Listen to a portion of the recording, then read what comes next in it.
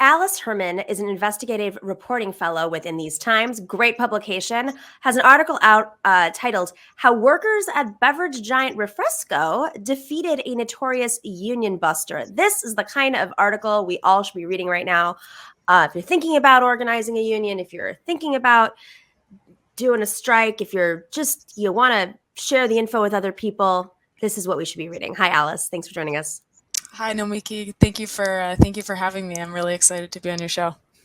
So you, how did you find out about this? I love reporters that are covering labor right now because it's almost like covering sides of a war. Like no one's saying, the trade secrets out loud. There are all these like private chat groups, and to hear how reporters are learning about these actions it's pretty fascinating. Yeah, so this one, I had been in contact with one of the organizers from UE for a while because I covered a union campaign in Madison, Wisconsin, which is where I'm living. That UE had organized. UE is what? Just for folks. UE is the full name of the union is the United Electrical and Machine Workers of America, but they represent workers in all different sectors, and they're a union that is known for kind of emphasizing internal democracy within the union, and they're a pretty progressive left organization also. So the organizer who was working on the Refresco campaign reached out to me and just sent me the contacts for a bunch of the workers who were there. And then the reporting was mostly just through those interviews. Interesting. So what was happening? What were they doing? What were they organizing on? Yeah. So Refresco, I feel like I need to give a little bit of context here. Refresco is a multinational bottling company. And they're based in the Netherlands. They're a multi-billion-dollar company. They bottle all different kinds of brand name drinks that you've probably had. They bottle Arizona, they bottle Gatorade, they do Coca-Cola. They have lots and lots of different brands that they work with, that they contract with, and the plant in New Jersey that unionized recently had been owned by a different company, a smaller company, which had been bought out by Refresco in the last 5 or 10 years. And after the sale of the company, workers started noticing that I guess people had kind of expected that because this was an enormous corporation with a lot of money that maybe things like healthcare would improve, and wages and everything. According to the workers that I spoke with, everything got worse. And which now they attribute to the sale of the company and kind of the corporatization of the firm. But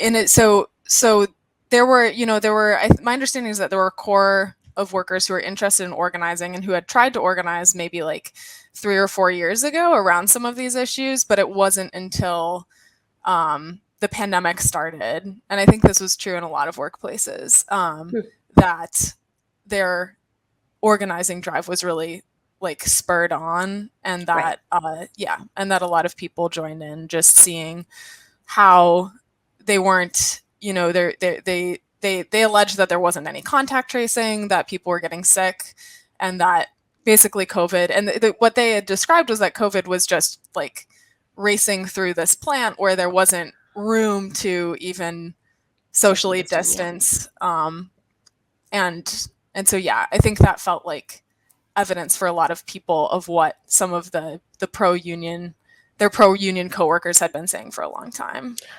So on that note, they ended up bringing in union busters. At what phase does that happen usually, or in this situation, I guess? So in this situation, and I'm not sure why it happened this way. Oftentimes, I think employers will contact a union consulting firm, union avoidance consulting firm. For the audio, that was in quotations, like a That union was avoid. Yeah. Yes, yeah, heavy quotes there. But yeah, they'll usually an employer will hire a union buster as soon as they think that the possibility of unionization is real, or once they feel threatened, essentially. And for either because the campaign had been happening in relative secret, which is a union tactic, or because there had been this failed campaign before, the employer didn't hire the union busting consultants until kind of the last hour. So it was like they had a couple of months, or maybe it was like about 6 weeks, I think, before the election was scheduled to try to persuade workers not to organize. And the way they were doing that was just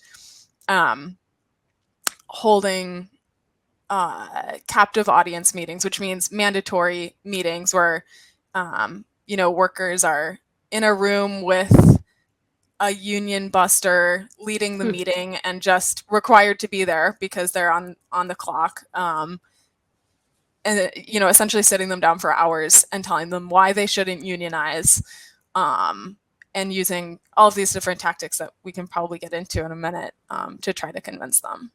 Yeah, so let's talk about those tactics. I mean, we've seen some of the stuff that's happened with Amazon, like everything from, I mean, Amazon in particular is extremely powerful, but getting the lights to, like, the red lights to go longer so they can delay folks from entering the plan and receiving their propaganda, or like illegally, by the way, hiding the ballot boxes, and just like a really horrible, very over the top busting tactics. But bringing in other unions. This is happening in Puerto Rico right now, where the workers at the power authority that was public and went to private, the private firm brought in a bunch of union members from Florida who spoke Spanish from a different union to bust. And it's like all these strategies are so complicated.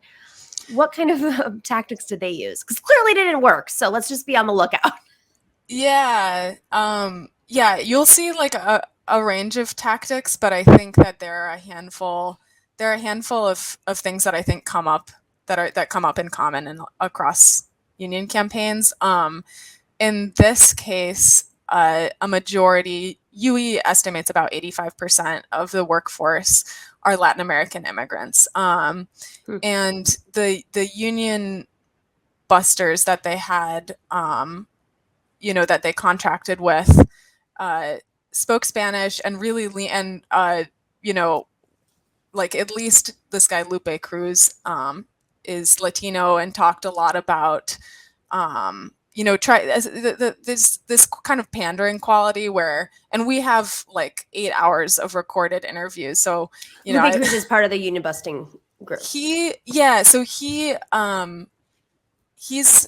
been an anti-union consultant for like 20 years or more. And he was actually a union organizer before he was a union buster, which is, I don't know how common it is, but I know that is like a career trajectory, unfortunately, for some people. Make you an offer you can't refuse. Yeah.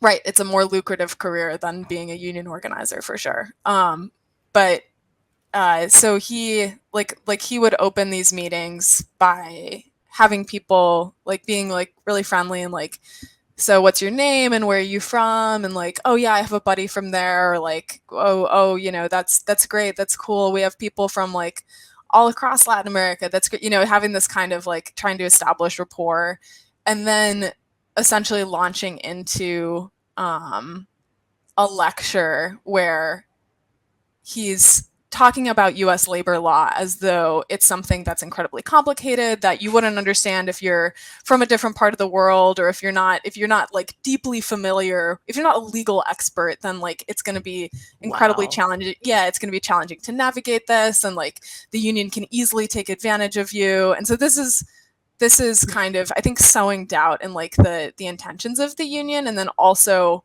casting the union as a third party. That's what people, Right. union organizers describe. Yeah, union organizers describe it as like third partying the union. So we don't want to have this other organization come in and mess things up. We can address your problems ourselves.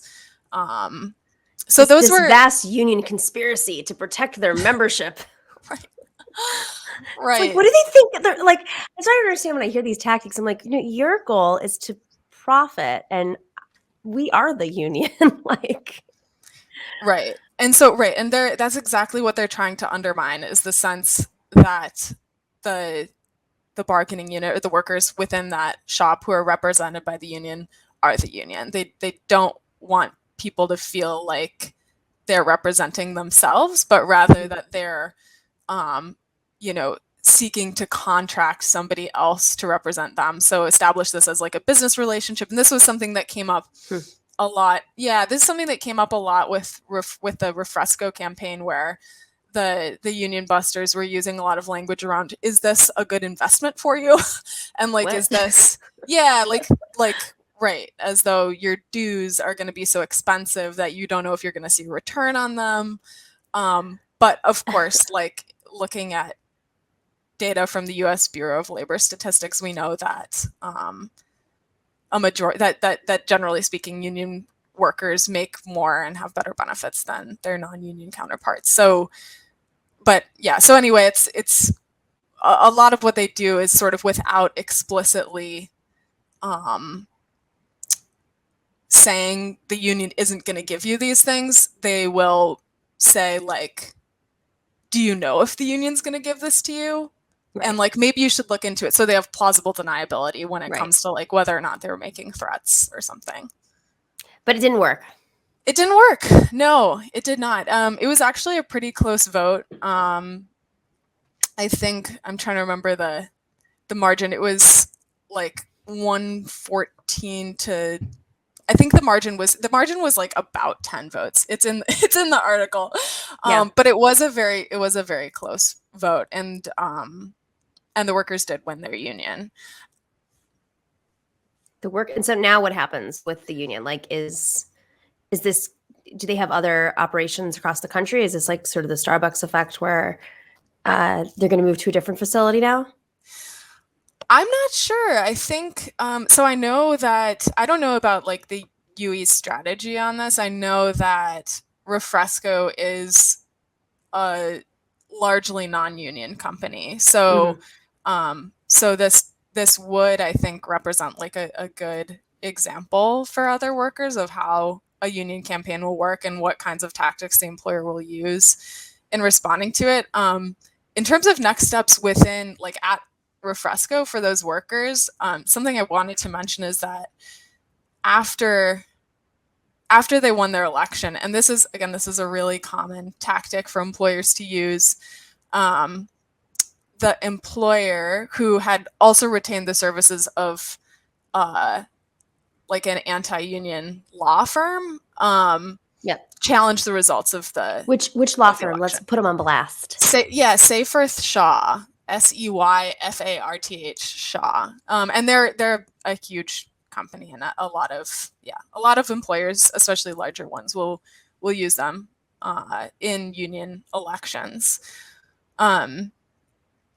So they had hired Seyfarth Shaw and Seyfarth Shaw, and this is, we can only speculate about like the intentions of these different groups, but like at this point, the union has voted decide that the workers have decided that they want a union, and they voted in favor of unionizing. And Seyfarth Shaw advises the employer in response, presumably advises them to challenge the results, because and I think their justification for that was that they said that one of the polling places had opened like 3 minutes late, something like that. But it didn't seem likely to be like that. To me, it didn't sound like a winning argument in front of the NLRB. But the Labor Relations Board. Yes, yeah, the National Labor Relations Board, which oversees these elections. Mhm. But what it does is it demoralizes workers who have like already fought this campaign. They thought they won, and now Mhm. it's just getting dragged out and dragged out. And it also and it drain in the kind of the longer, the broader, in the broader view, like it drains unions of resources who are That's having right. to, yeah, who are having to provide their own, legal counsel to these NLRB hearings, Jeez. and to keep organizing within the workforce. And it also, it's also just a boon to to companies like Safe Earth Shaw, which are also making money off of the company by Exactly. dragging out their contract. Right. There's a whole industry, a cottage industry out of this. Alice, this is like super, super interesting. Folks can check out Alice's article in these times right now, explaining sort of the methodology and how they did it and how they defeated them and what's next. I have no doubt that there's going to be a lot more conversations like this in the near future, and you'll be possibly covering it. So we hope to see you again soon, Alice. Thank you so much.